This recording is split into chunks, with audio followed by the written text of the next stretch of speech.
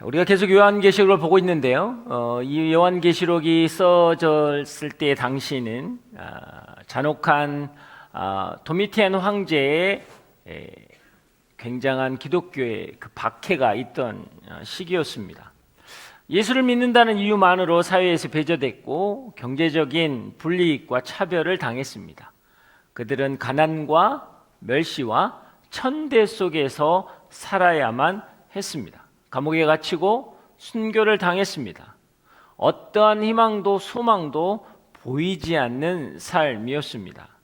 그들은 마치 버려진 것 같고 누구도 주목하지 않는 그런 자신의 모습들 때문에 더 낭망하고 힘들었을 것입니다. 그런데 주님이 그 환난과 핍박 가운데 있는 교회 하나하나에게 그들이 어떤 일이 일어나고 있고 어떤 믿음을 갖고 있고 어떤 어둠 가운데 있는 것들을 알리시면서 칭찬할 때는 칭찬하고 또 하나님께서 나무랄 때는 나무라고 하는 편지들을 2장과 3장에서 썼습니다. 여러분, 이것을 받아본 아시아 7교회는 너무나 감동이었고 또 이것을 받아 쓴 요한 자체도 감동이었을 것입니다. 왜냐하면 잊혀져 가고 아무도 기억되지 않는 교회로 생각되었던 그들, 마치 공동묘지나 굴을 파고 들어가서 살아야 했고 그곳에서 예배를 드려야 했던 그들을 하나님이 아신다라는 거예요. 예수님께서 그들을 알고 계신다라는 것입니다. 사랑하는 여러분, 이 요한계시록이 우리에게 소망이 되는 이유는 뭐냐면 하나님이 우리를 알고 계신다라는 것입니다. 여러분의 눈물과 아픔, 믿음 안에서 씨름하고 갈등하는 그런 여러분의 모든 삶을 하나님이 알고 계신다라는 것이죠. 여러분, 믿음의 시작은 하나님이 우리를 아신다라는 데부터 시작되는 것입니다. 하나님, 우리가 죄인됨을 아셨고 우리가 우리 스스로 구원할 수 없다라는 것도 아셨고 또 하나님께서 친히 우리를 통해 우리의 삶을 놀랍게 변화시킨다라는 것도 아시고 계셨습니다. 그래서 우리 가운데 오셨고 우리에게 손을 내미셨고 그 예수님을 통해서 우리가 하나님의 자녀가 된 것입니다.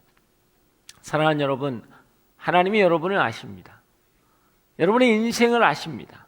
그래서 그분께 우리는 나아갈 수 있는 것입니다. 때로는 말 못하고 나아갈 수 있습니다. 다 표현할 수 없습니다. 그러나 하나님은 아신다라는 것이죠.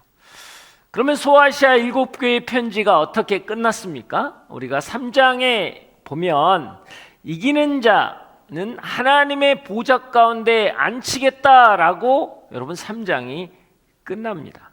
자, 이기는 자를 보좌 가운데 앉히겠다라고 하셨는데 그러면 과연 그 보좌는 어떤 것이고 얼마나 그게 좋은 것이고 그곳에서는 어떤 일이 일어나는가라는 것을 알려줘야 이기는 자의 삶을 살아내지 않겠습니까? 소망이 생기지 않겠습니까?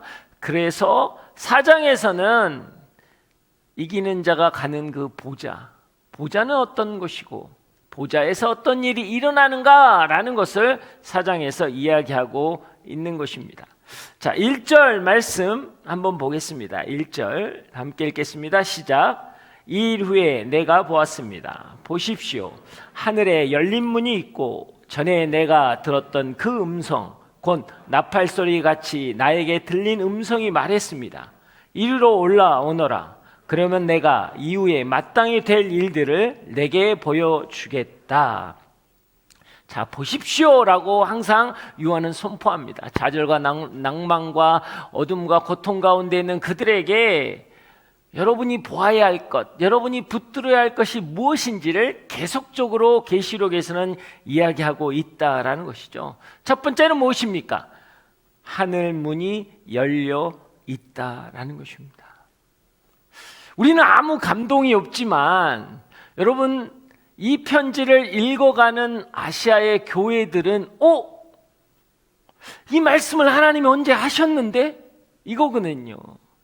여러분, 아주 작고 연약했던 여러분 빌라델피아 교회에게 하나님이 뭐라고 하셨냐면, 너가 힘이 약한 가운데 내 말을 지키고 내 이름을 부인하지 않았기 때문에 내 앞에 열린 문을 두리니 아무도 그 문을 닫을 수 없다 라고 말씀하신 그 열린 문, 그 문이 오늘 이 문이거든요. 이들이 이것을 읽으면서 생각했던 것은 무엇입니까? 하나님의 말씀으로 살아내고 몸부림쳤던 자들에게 허락하신 그 열린 문, 그 열린 문이 정말 천국에 있구나. 정말 하나님의 약속이 이루어지는구나. 우리에게 말씀하셨던 것, 우리에게 이런 것들이 있을 것이라고 했던 것들이 정말 천국에서, 저 천상에서 일어나고 있는 것들을 그들은 보는 거예요.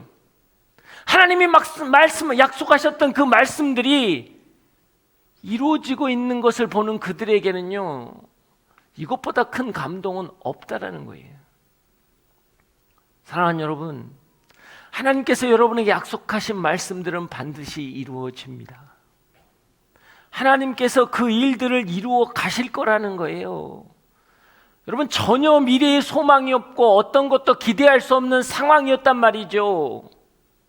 그런데 그들에게 너희는 이랬지, 그래서 칭찬도 하고, 너희는 이랬지 하고 책망도 하셨어요. 그러면서 하나님 보좌에 앉히겠다라고 하면서 약속했던 것, 열린 문을 너에게 허락하겠다 그랬더니 정작 천국을 바라보니 열린 문이 있더라는 거예요. 하나님께서 그 약속들을 이루어 가시는 것을 그들은 보고 있었다라는 것입니다. 예수님 우리에게 이야기하셨습니다. 너희가 믿으면 무엇이든지 할 수 있다.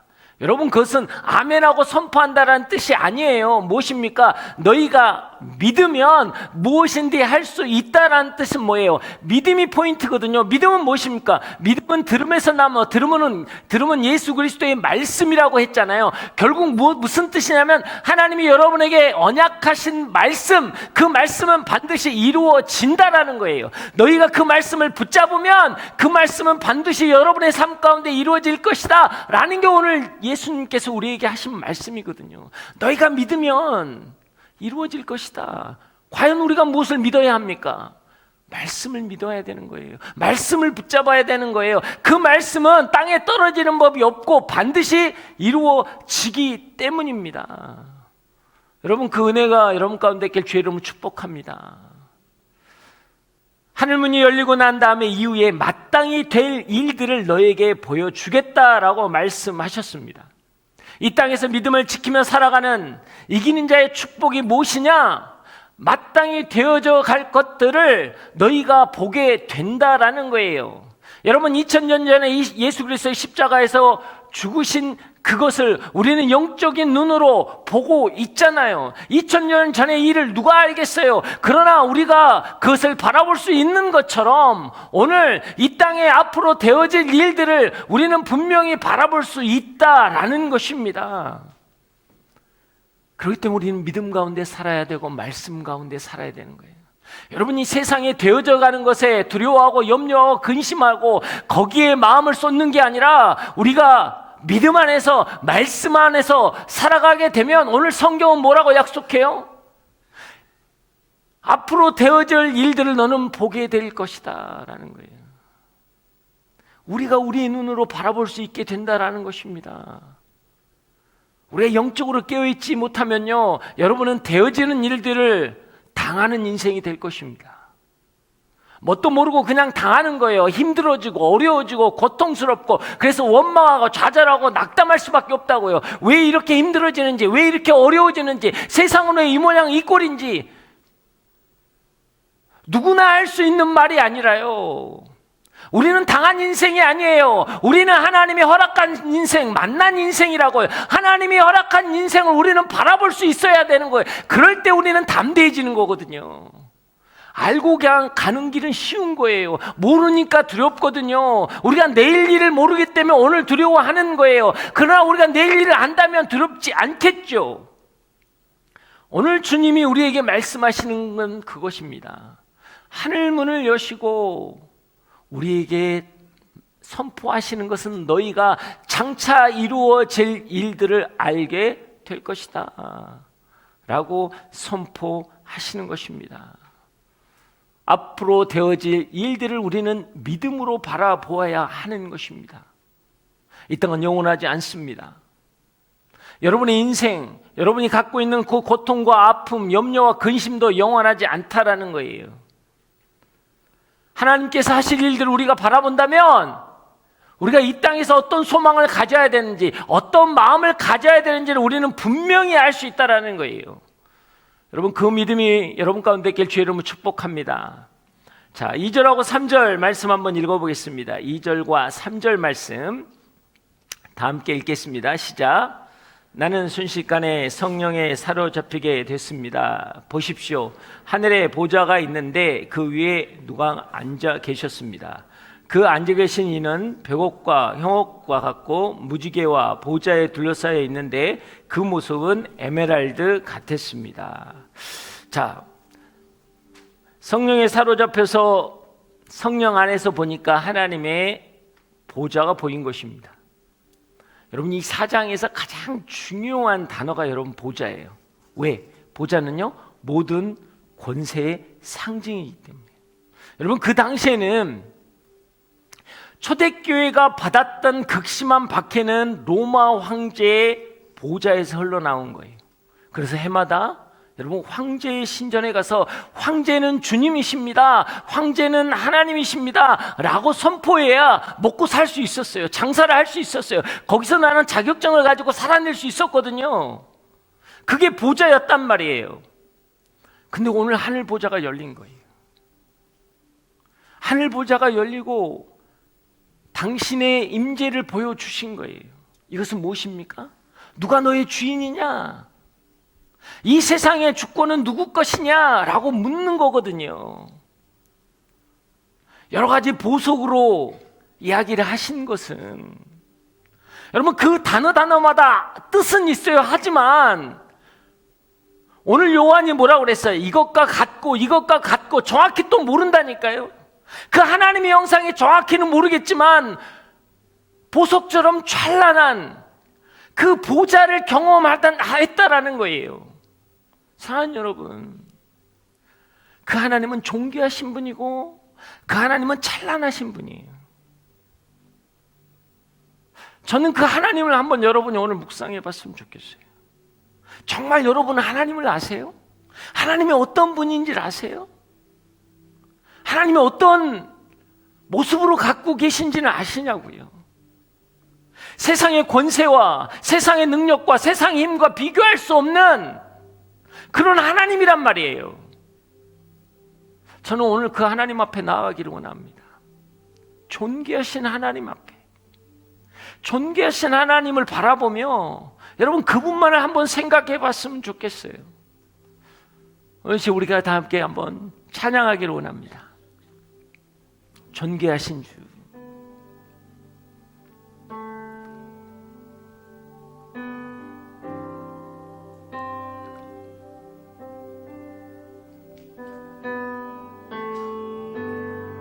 주는 존귀하신 분, 주는 존귀하신 분, 만물 주께 나와 주께 돌아가니 영광 받으소서. 주는 존귀하신 분, 주는 존귀하신 분, 만물 주께 나와 주께 요나보니 영광 받으소서.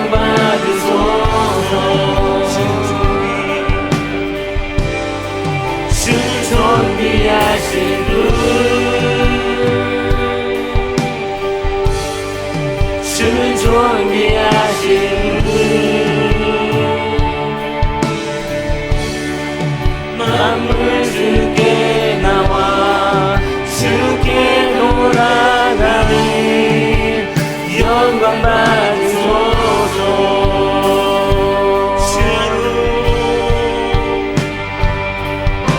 주야로 기도해야 올라가니 주야로 기도해야 올라가니 주야로 기도해야 올라가니 주야로 기도해야 올라가니 주야로 기도해야 올라가니 주야로 기도해야 올라가니 주야로 기도해야 올라가니 주야로 기도해야 주야로 기도해야 올라가니 주야로 기도해야 올라가니 주야로 기도해야 올라가니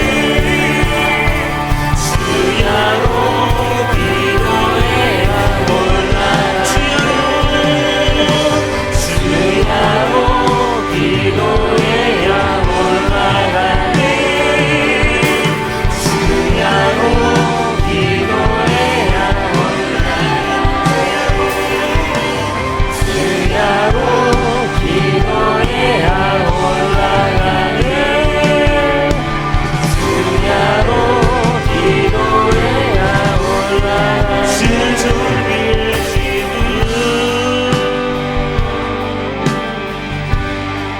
주를 존귀하신 분 만물 주께 나와 주께 돌아오니 영광 받으소서. 주는 존귀하신 분 주는 존귀하신 분 만물 주께 나와 주께 돌아가니 영광 받으소서. 할렐루야. 제가 이 찬양을 부르려고 했던 거는 사실 제가 이제는 안 해도 됩니다. 한 32년 사역을 하면서 이 설교가 제 인생에 가장 어려운 설교 같더라고요. 제가 지금까지 준비하면서 너무 힘들었어요. 그래서 저희 아내한테도 어제 저녁에 새벽에 하면서 설교 못할 것 같다 도저히 라는 고백을 했습니다. 왜냐하면 제가 이걸 보려고 한 책도 제가 이 주석도 정말 많이 찾아보고 안 되겠길래 한 설교만 한 10분의 설교를 들었어요. 이거를 했던 분들 다 달라요. 다 달라요. 해석이 다르고 완전히 달라요. 해석이. 나는 과거의 자료를 참조하는 분과 최근의 자료를 참조하는 설교가 다 달라요. 그래서 제가 너무 갈등을 했고, 두 번째 갈등은 뭐냐면 이 하나님의 보좌가 제 마음에 안 오는 거예요. 사실 대부분 요한계시록이 힘든 것은 다 상징적이기 때문에 해석이 다르거든요. 그래서 목회자들이 교회가 이것을 설교를 거의 안 했어요. 그래서 계시록 설교는 다 이단들이 있습니다. 정말 잘못된 설교를 정말 잘못된 방향으로. 왜? 상징들을 가지고 말장난을 한 게 너무나 많단 말이에요. 여러분, 여기에 나오는 많은 상징들 제가 계속적으로 반복해서 이야기하지만 뭐뭐 같다라는 거는 이 땅에 존재하는 워딩이 아니라는 거예요. 그렇기 때문에 이 땅에 가장 비슷한 것을 가지고 이야기를 했는데 그것을 만약에 의미를 부여한다면 큰 오류가 나요. 마치 그거하고 똑같죠. 제가 이거 생각하면서 뭘 했냐면, 내가 연애할 때, 요즘은 그러진 않을 거예요. 근데 제가 연애할 때는 그래도 나름대로 이렇게 문학적인 어떤 그런 표현들을 쓰기도 했거든요. 그래서 그걸 한번 써봤어요. 제가 연애할 때 표현들.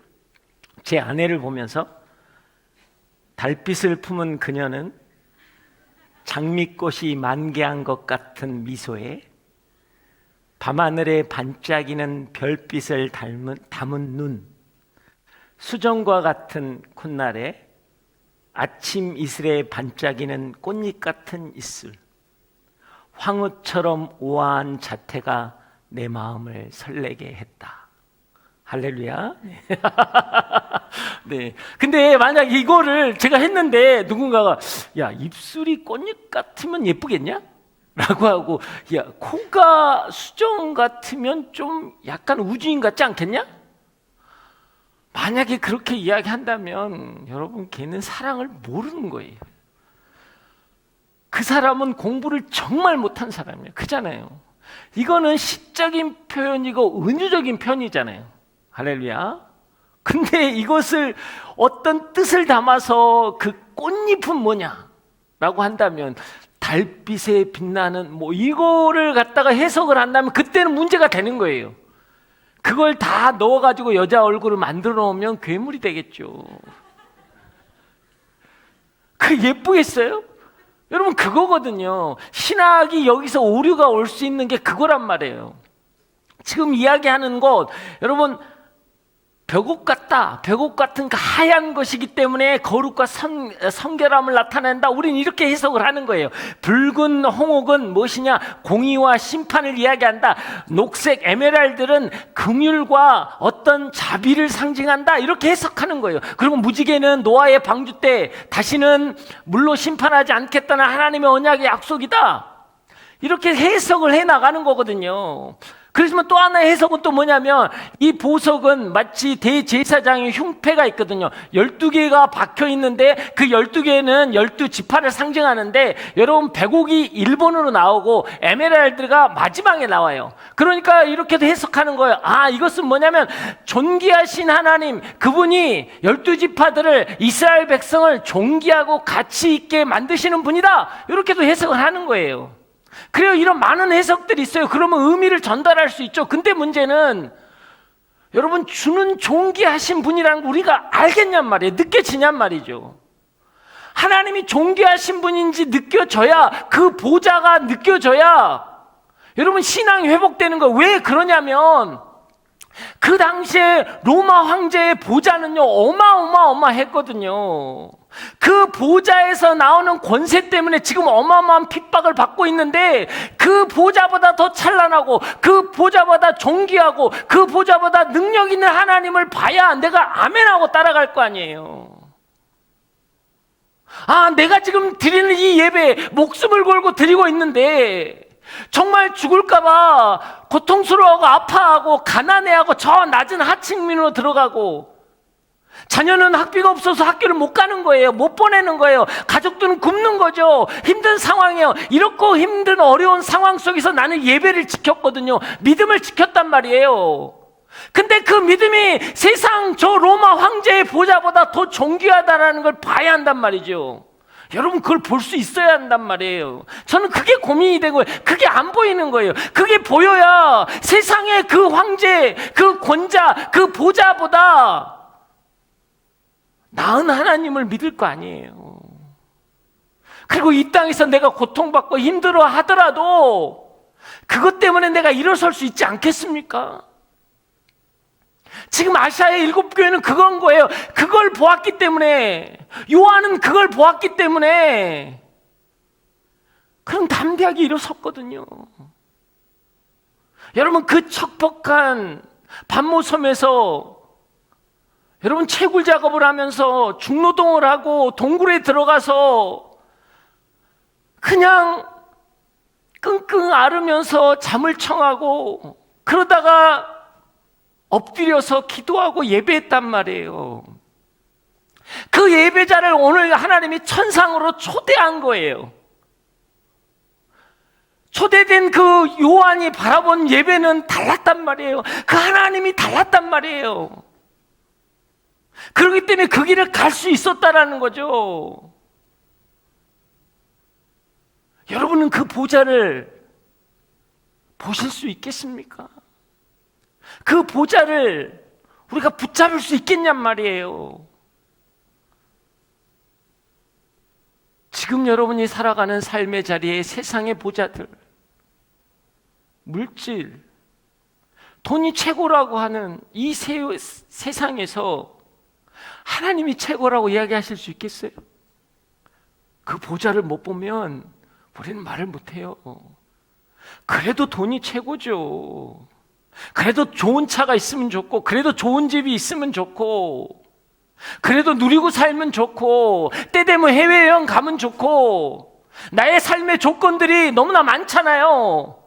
그런데 그것을 누리려고 하다 보니까 신앙생활은 어려워지는 거예요. 신앙생활 했다가는 이걸 누릴 수가 없는 거예요. 왜? 가치의 기준이 거기에 가 있기 때문에. 오늘 하나님은 아시아 7교회, 그리고 이 땅의 교회, 이 땅의 성도들에게 당신의 보좌를 보여주고 싶은 것입니다. 그걸 본 아시아의 7교회는, 초대교회는 우리가 목숨 걸고 드렸던 예배가 헛된 게 아니구나. 여러분이 오늘 드렸던 이 예배가 헛된 게 아니구나. 이걸 알아야 여러분이 세상 가운데서 담대하게 살아갈 수 있거든요. 아마 그들은 바뀌었을 것입니다. 용기를 얻고 담대함을 얻고, 맞아, 내가 가야 할 것이 저것이고 우리의 예배를 받으시는 하나님, 그 하나님이 나의 하나님이셔.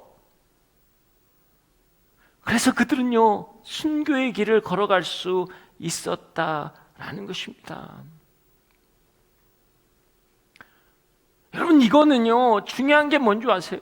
제가 많이 봤지만 적그리스도가 누군지, 666은 뭔 뜻인지, 14만 4천 명은 누가 들어가는 건지 하나도 필요 없어요. 그건요, 그걸 해석하고 그걸 이야기하는 사람들은 정말 안타까운 거예요. 뭐냐면요, 마지막 때, 종말의 때 가장 중요하고 가장 중요한 묵시며 계시는 뭡니까? 너가 그 영광의 예배의 자리에 참여할 수 있겠느냐라는 거거든요. 지금 오늘 성경은 내 생물들이, 그 다음에 24장로가 뭐였냐면 하나님 앞에 엎드려서 거룩 주는 존귀하신 분, 이 찬양을 했거든요. 그럼 뭡니까? 마지막 때의 마지막 묵시는 뭐냐고요? 너는 정말 그 영광스러운 예배의 자리에 참여할 수 있겠느냐? 너의 예배는 그 영광의 하나님을 바라보고 있느냐? 예배가 회복돼야 된다. 이 땅 가운데 마지막 계시와 묵시는 예배의 회복이에요. 이게 성경이거든요. 여러분은 예배가 회복되어 있습니까? 이 마지막 때, 이 마지막 때를 살아갈 때 고난과 핍박을 감당해낼 수 있는 예배가 살아있느냐라는 거예요. 내 목숨까지도 내어놓을 수 있는 예배가 살아있느냐라는 거죠. 이게 살아있을 때 우리의 신앙은 회복되는 것입니다. 하나님을 향한 예배의 감격이 회복될 때, 존귀하시고 영광스러운 주님 앞에 나아가 예배할 수 있을 때, 그러면 요한계시록 24장, 22장, 24장에서 나오는 그 새 예루살렘의 한 조각과 같은 예배를 우리가 드릴 수 있는 거예요. 오늘의 예배가 그렇게 되어야 하는 것입니다. 여러분은 그 예배 가운데 나아가야 하는 거예요. 4절을 한번 보겠습니다. 4절 시작. 또 보좌 둘레에는 24개의 보좌가 있고 그 보좌에는 24명의 장로가 흰옷을 입고 머리에 금 면류관을 쓰고 앉아 있었습니다. 네. 여러분 24장로에 대한 해석도 굉장히 많습니다. 그래서 24장로는 12 더하기 12에서 12는 구약시대의 12지파를 뜻하는 것이고 12 또 다른 12는 신약시대의 12사도를 뜻한다. 그래서 구약시대의 12지파는 구약의 교회를 대표하고 신약의 12사도는 신약의 교회를 대표한다. 그래서 신구약의 모든 성도들을 이야기한다 라고 이야기하기도 해요. 그러나 또 어떤 다른 학자들은 아니다. 왜냐하면 다윗이 하나님께 예배할 때 제사장들을 24직으로 바꿨어요. 그래서 일하는 이 기능들을 24개로 나누었는데 바로 이것을 나타내는 거다. 그래서 24장로는 하나님께 드리는 어떤 그런 것들이라고 설명을 합니다. 많은 설명이 있어요.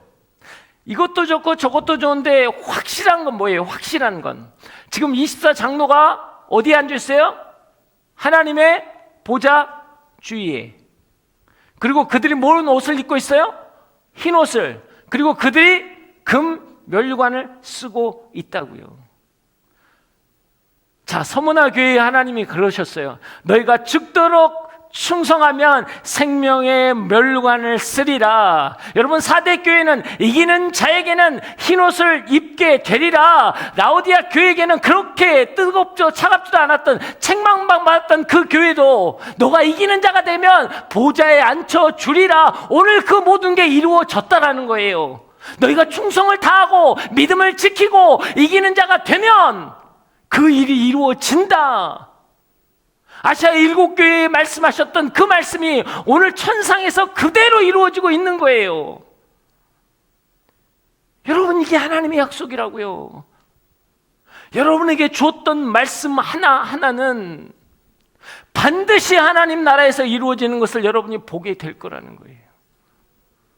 여러분이 억울하고 힘들고 고통스럽고 믿음을 지키기 위해서 여러 가지 안 좋은 상황 가운데 있을지라도, 아니 이렇게 힘든데 무슨 기도냐, 이렇게 어려운데 무슨 예배냐, 그런 상황 속에서도 여러분이 이 자리에 나와 있다면 여러분은 이기는 자이고 이기는 자에겐 하나님의 거룩한 역사가 일어나는 거예요. 그게 오늘 성경이 약속하는 거예요. 여러 가지 많은 뜻들이 있겠지만 본질적인 것은 무엇이냐? 성경에서 약속한 하나님의 언약의 말씀은 반드시 이루어지는 것이고 그것을 여러분들이 보게 될 것이라는 거예요. 오늘 이 예배 가운데 있는 이 말씀 가운데 참여하는 모든 영혼들 가운데 하나님의 놀라운 역사가 일어난다라는 것입니다. 여러분, 이것을 보고 있었던 초대교회 성도들은 어떻겠습니까? 얼마나 가슴이 벅찼겠냐고요. 사도 요한은 어떻겠어요? 얼마나 가슴이 벅찼겠냐 말이에요.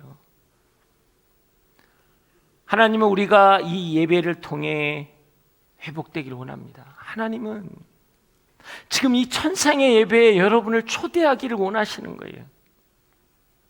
이 땅에 믿음을 지키고 살아가면서 너무나 힘들고 어렵고 고통스러웠는데 여러분, 믿음을 지키면서 정말 걸음이 너무나 힘들었는데 하나님은 그런 여러분을 오늘 이 천상의 예배로 초대하기를 원하는 거예요. 이 땅에서 여러분이 믿음을 지키는 것 헛되지 않습니다. 하나님은 그들이 이기는 자라는 거예요. 비록 세상에서는요, 어리석은 자, 부족한 자, 실패한 자라고 낙인이 찍힐 수 있어요. 그러나 그걸 통해 믿음을 지켰다면 하나님은 이기는 자라고 이야기하고 그 이기는 자는 하나님의 영광과 보좌에 앉게 되리라 라고 이야기하는 거예요. 영원한 하나님의 나라에서. 이것을 우리가 안다면 여러분은 다르게 살아야 합니다. 이것을 붙잡을 수 있다면 여러분의 삶의 태도는 달라져야 한다라는 거예요. 이것을 알면 우리는 땅에 매이는 사람이 아닙니다. 사도 바울은 그래서 뭐라고 했습니까? 내가 그리스도를 아는 지식이 가장 고상하니라. 그래서 모든 것을 나는 배설물로 여긴다라고 이야기했어요. 자신이 가지고 있는 걸 배설물로 여길 만큼 세상에 매여 있지 않는 인생으로 내가 살아가겠다라고 하는 거예요. 바울은 세상의 가치와 비교할 수 없는 하나님의 것을 붙잡았기에 이 땅에 매여 있는 인생이 아니었다라는 것입니다. 사랑하는 여러분, 신앙은 단순히 기부업이 아니에요. acceptance, 받아들이는 거거든요. 많은 사람들이 착각합니다. 그리스도인의 삶은 포기하는 것이라고. 세상의 것을 버리고 자기 자아를 버리는 것으로 이해합니다. 네, 물론 그래요. 예수님이 말씀하셨어요. 우리가 세상의 욕망과 죄를 버리고 따르는 건 맞아요. 그러나 여러분, 그리스도인은 단지 신앙을 포기로 끝내는 게 아니라고요. 자꾸 포기한다고 생각해요. 그리스도인들은 포기하며 살아간다고 생각하죠. 아니요, 그렇지 않습니다. 여러분, 하나님의 나라를 가치를 받고 하나님 주신 능력과 성령을 받고 하나님의 자녀됨을 받는 인생, 여러분, 그리스도인의 신앙은 받아들임으로부터 시작되는 거예요. 아브라함을 보십시오. 하나님께서 뭐예요? 본토 친척 아비 집을 떠나라. 여러분, 그렇게 시작됐나요? 여러분, 포기로부터 시작된 게 아니에요. 더 큰 복을 주는 거죠. 너는 새 민족 가운데 복의 근원이 될 것이다. 큰 민족을 이룰 것이다. 큰 복을 받음으로부터 시작됐다고요. 모세는 어떻게 했나요? 그가 여러분 광야에서 양치기로 있을 때 양치기를 포기하라고 했나요? 아니에요. 그 너의 민족을 이끌어낼 사명과 축복을 받은 자다. 받음으로부터 시작됐다라는 거예요. 사도 바울은 어떤가요? 그는요, 예수님이 친히 오셔서 다메섹에서 만나주시고 그 복음과 사랑을 받음으로부터 그의 인생이 시작되었다라는 겁니다. 그리스도인은요, 받음으로부터 시작되는 거예요. 그래서 그리스도인은 기법하는 게 아니라 테이크하는 거예요. 취하는 거예요. 내가 붙드는 거예요. 더 귀한 것, 더 능력 있는 것, 더 값진 것을 내가 받아들일 때 이 땅 가운데서 역사가 일어나는 거예요. 여러분, 자꾸 도덕적으로 윤리적으로 여러분 기독교를 폄하하지 마세요. 기독교는 그런 종교가 아니라고요. 자꾸 뭔가를 내려놓고 뭔가를 포기하고 뭔가를 할 수 없는 것, 아니요, 그렇지 않아요. 여러분은 세상보다 더 지혜로울 수 있어요. 여러분은 세상 사람보다 더 똑똑할 수 있고 더 담대할 수 있다고요. 왜? 하나님이 주신 게 있으니까. 받은 것으로 나아가는 것인가. 다윗이 그랬고요, 요셉이 그랬고 다니엘이 그랬어요. 그가 하나님으로 받은 거로부터 세상 가운데 여러분 떳떳하고 당당하고 담대하게 살았습니다. 그런 믿음의 삶을 살아가길 주의 이름으로 축복합니다. 5절 말씀 보겠습니다. 5절 함께 읽겠습니다. 시작. 보좌로부터 번개들과 우르릉거리는 소리들과 천둥 치는 소리가 나고 보좌 앞에 7 등불이 타오르고 있는데 이것은 하나님의 7 영이다.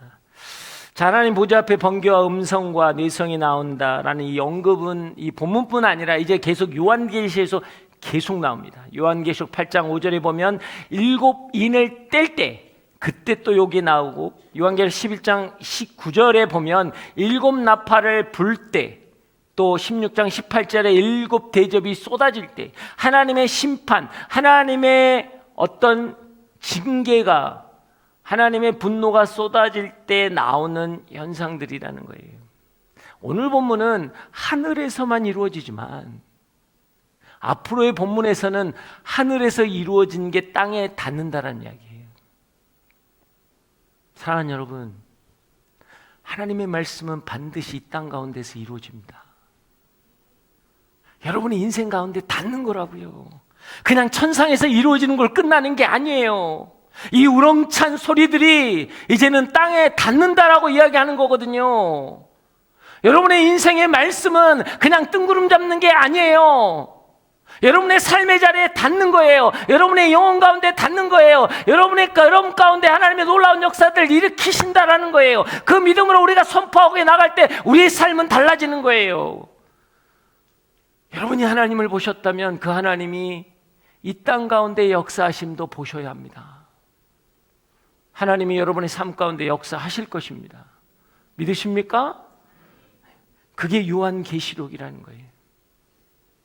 우리가 왜 요한계시록으로 봐야 합니까? 이 땅 가운데 반드시 그 일들이 일어나기 때문이에요. 6절과 7절 말씀 한번 보겠습니다. 6절과 7절 다 함께 읽겠습니다. 시작. 또 보좌 앞에는 수정 같은 맑은 유리바다와 같은 것이 있고 보좌 가운데 보좌 둘레는 앞뒤에 눈이 가득한 4 생물이 있습니다. 첫째 생물은 사자처럼 생겼고, 둘째 생물은 송아지처럼 생겼고, 셋째 생물은 사람처럼 생겼고, 넷째 생물은 날아가는 독수리처럼 생겼습니다. 할렐루야. 네. 이거에 대한 해석도 또 많습니다. 그래서 보면은 에스겔서 10장에 보면 이 스토리하고 비슷한 이야기가 나오거든요. 네 생물에 대한 이야기 나오는데 사람이요, 사자요, 송아지요, 독수리 형상이다. 그러면서 그것은 그룹이다. 언약궤 위에 올려놓는 시은자에 있는 그 그룹, 그걸 이야기하기도 하고, 이사야서 6장에는 스랍 천사들, 하나님 앞에 찬양하는 스랍 천사들 나오면서 이 표현들이 나와요. 근데 조금씩 달라요. 거기서는 4개의 날개인데 여기는 6개의 날개. 뭐 이렇게 조금씩은 다르지만, 그래서 천사들이 찬양한다라고 이야기하기도 하고, 그러나 또 어떤 사람들은 이것을 사복음서다라고, 어거스틴 같은 건 사복음서라고 이야기를 했어요. 또 어떤 사람들은 이것을 각자의 동물, 각자의 어떤 것들을 대표한다. 그래서 온 만물이다. 만물을 상징한다라는 거예요. 어떤 비유든 어떤 해석이든 무엇이냐, 이들이 온 교회가, 24장로, 온 만물이, 온 천사가 여호와 하나님을 찬양하고 있다라는 거예요. 그래서 여러분, 기도할 때 선포하는 게 그건 거예요. 모든 교회들은 하나님을 찬양할지어다, 온 만물들아 하나님을 찬양할지어다. 이거는요, 요한계시록에 나와 있는 말씀이라는 거예요. 이건 우리의 권세라는 거예요. 우리는 나만의 신앙생활을 하는 게 아니라 여러분이 세상에 나가서 이 세상아 하나님을 찬양할지어다. 이거는 요한계시록의 말씀을 선포하는 거예요. 너희는 찬양할지어다. 여러분이 회사에 가서 선포하면 이상한 사람 되니까 속으로, 이 회사의 직원들은 여호와를 찬양할지어다. 이 선포가 회복되라는 거예요. 그리스도인이 이 땅에 살아가면서 내 삶만 전전긍긍하고 살아가지 말고 여러분이 가진 권세가 뭔지를 알라라는 거예요. 세상 가운데 여러분이 선포하고 나아가라는 거죠. 위축되고 좌절하고 낭망한 삶으로 살아가는 게 아니라 말씀 붙잡고 내가 하나님의 자녀로서 선포하며 나갈 때 여러분 거룩한 역사가 일어나는 것입니다. 여러분 그것을 믿으십니까? 우리는 때때로 그렇습니다. 이 지상의 교회를 보면서 얼마나 절망합니까? 아시아의 7교회의 연약한 자만 뽑아놓으면요, 어떻게 했습니까? 첫사랑을 잃어버렸죠? 니골라당과 이세벨에 빠져서 음란 행위를 했죠? 차갑거나 뜨겁지도 않았죠? 무슨 소망이 있습니까? 오늘날 우리 교회도 똑같잖아요. 교회를 보면 무슨 소망이 있냐라는 거예요. 그러나 이런 상황 가운데서 여러분이 믿음을 지키면 이기는 자가 되고, 그 이기는 자는 천상의 예배 가운데 그 영광을 누리게 되는 자고, 이 땅 가운데서 말씀을 선포할 때 권세와 축복이 나타나는 자가 된다라는 거예요. 이 세상은 마지막 남는 자들이 이 땅 가운데서 하나님의 나라를 경험케 될 것입니다. 여러분은 어떤 사람이 되기를 원하십니까? 여러분은 어떤 마음을 갖기를 원하십니까? 여기서 또 하나의 특징이 뭔지 아세요? 10절 한번 보겠습니다. 10절 함께 10절 한번 보겠습니다. 시작. 영원토록 사시는 분께 경배하고 자기들의 면류관을 내려놓고 말했습니다. 자, 이 24장로는 하나님께 면류관을 받았단 말이에요. 하나님께 받은 것을 다시 내려놓고 그 발에 엎드려 경배합니다. 여러분, 이게 예배라는 거예요. 예배는 하나님께 받은 걸 하나님께 돌려드리는 거예요. 우리의 착각은 뭐냐면 우리의 문제를 가지고 하나님께 나오는 걸 예배라고 하는데, 예배의 본질은 무엇입니까? 여러분의 인생에 있는 모든 것들을 하나님이 허락하신 거예요. 허락하신 것들을 하나님께 가지고 나와 내려놓는 것입니다. 마치 무엇입니까? 마리아가 향유옥합을 깨뜨리고 그 발을 머리로 씻는 것처럼 자신의 것들을 내려놓고 하나님께 나와서 예배하는 것, 이게 예배라는 거예요. 이 예배가 회복될 때 하나님의 권세가 회복되고 능력이 회복되는 거거든요. 사랑하는 여러분, 예배가 회복되는 게 답이에요. 다른 것 없어요. 이 땅의 교회들은 2000년 동안 여호와 하나님을 바라보는 예배가 회복되는 자가 부흥이 있는 것이고 회복이 있는 것이고 권세가 있는 것이고 능력이 있는 것입니다. 예배를 붙잡으셔야 돼요. 어떤 상황 속에서도 예배를 포기해서는 안 되는 것입니다. 할렐루야, 믿으십니까? 어떤 분들은 그러더라고. 교회 왔더니 갑자기 일어서서 찬양하라고 그러고 박수를 치라고 그러고 손 들고 주여 삼창 기도해라고 그러고 피곤하고 힘들어서 그래야 그나마 와서 좀 앉아있다가 잠깐 졸다 가려고 했는데 너무 힘든 거야. 또 저 목사는 왜 이렇게 소리를 질러, 힘들어 죽겠는데. 할렐루야. 여러분, 오죽하면 그러겠어요. 이 예배만이 살 길이거든요. 여러분이 이 세상 가운데 이기는 자는 이 예배밖에 없어요. 그거 외에는 여러분이 이기는 자가 될 수가 없다고요. 오늘 성경이 이야기하는 거예요. 여러분의 예배가 회복되길 주의 이름으로 축복합니다. 여러분의 삶의 자리에서 예배가 회복되는 이기는 자가 되기를 주의 이름으로 축복합니다. 오늘 시간 우리가 기도하며 나가기를 원합니다. 사랑하는 여러분,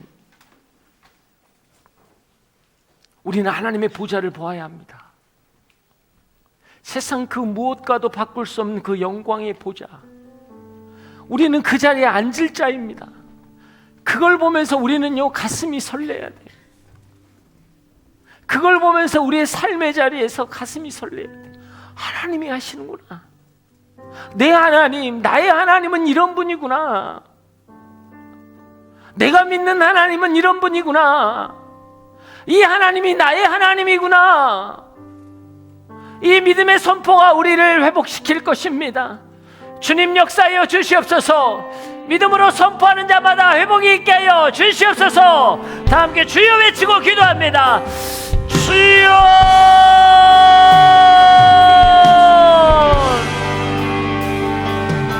하나님 아버지, 그렇습니다.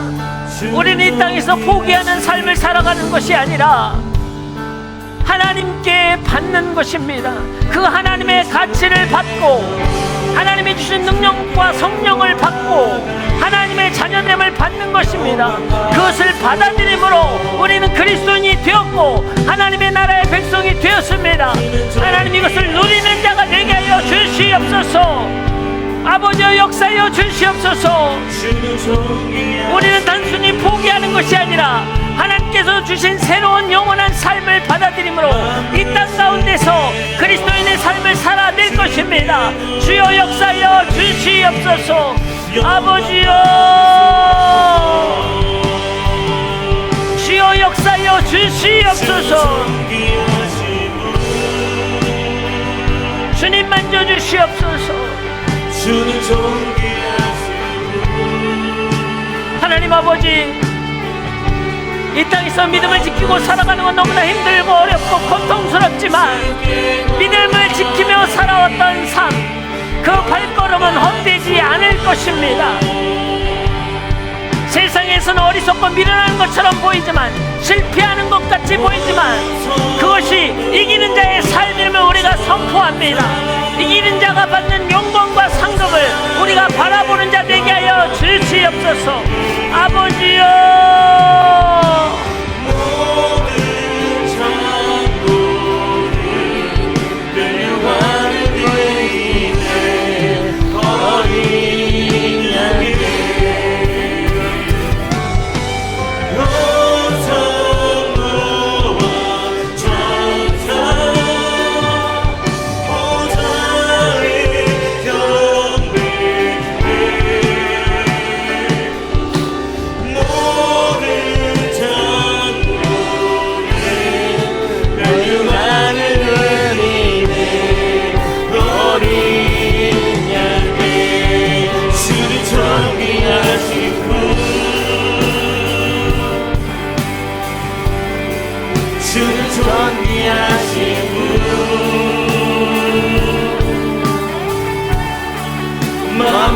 주께 나와 주께 돌아오니 영광 받으소서.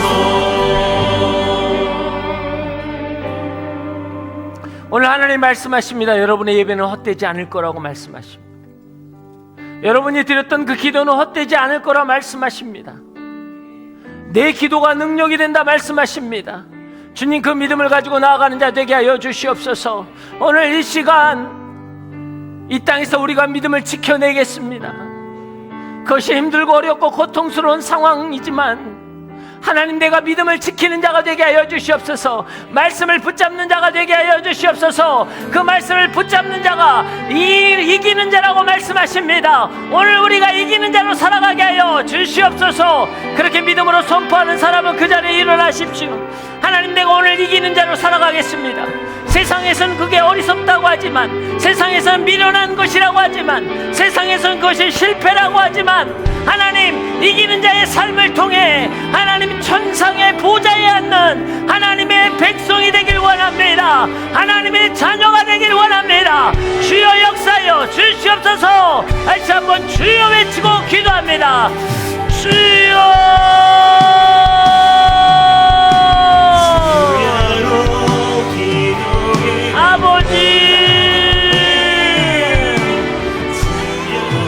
주님, 오늘 이 시간 우리 안에 참된 예배가 회복되기를 원합니다. 종말의 때에 바라보야 할 하나님의 계시는 우리 안에 예배의 감격이 회복되는 것입니다. 주님, 역사하여 주시옵소서. 하나님을 향한 예배의 감격이 회복되게 하여 주시옵소서. 우리가 계시록을 바라보며 영광과 존귀와 찬송을 받으실 그 하나님께 나아가길 원합니다. 그 하나님이 우리의 마음 가운데 가득하게 하여 주시고, 새 예루살렘에서 드려질 그 예배의 감격이 우리 안에 가득 차게 하여 주시옵소서. 아버지,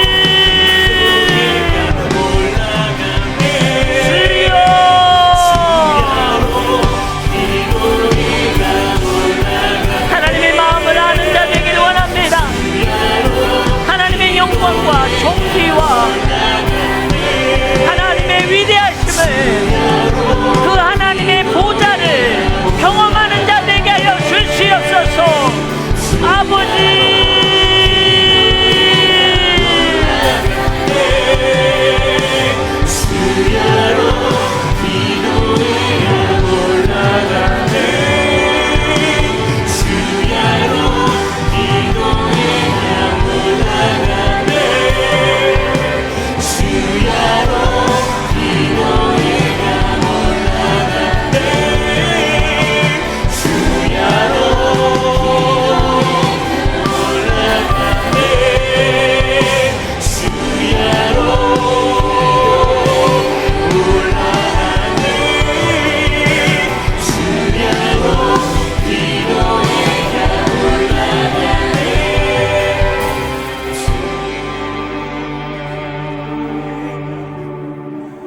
오늘 하나님께서 우리 가운데 임하십니다.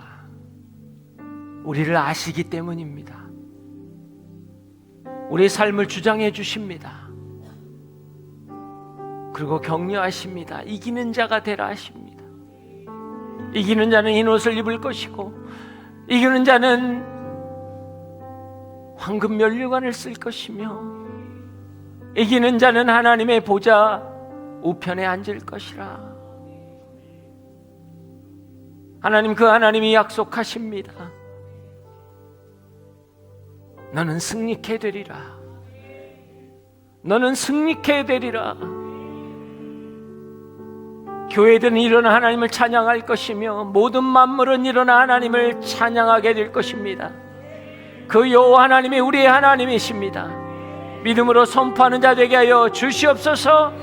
그 믿음으로 나아가는 자마다 회복되게 하여 주시옵소서. 이 모든 말씀 예수님 이름으로 기도합니다. 아멘. 할렐루야. 하나님께 영광과 존귀와 찬양의 박수 올려드리기 원합니다. 네. 다 함께 자리에